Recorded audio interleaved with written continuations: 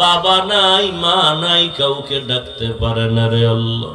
ইয়েতিমদের দিকে তাকাইয়াও কি মায়া হবে না?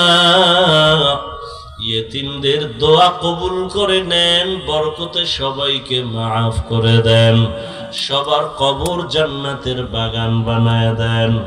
যারা বেঁচে আছেন দীর্ঘ নেক হায়াত দান করেন। আয় আল্লাহ, অসুস্থ যারা কুদরতের দ্বারা সুস্থ বানায় দেন, সারা দুনিয়ায় খেদমতের জন্য কবুল করে নেন। আয় আল্লাহ, মেহেরবানি করে আমাদের সকলকে দ্বীনের খাদিম হিসেবে কবুল করে নেন। সমস্ত মসজিদ মাদ্রাসা খানেকাগুলো কবুল করে নেন। বাতিলের মোকাবেলায় বিজয় দান করেন।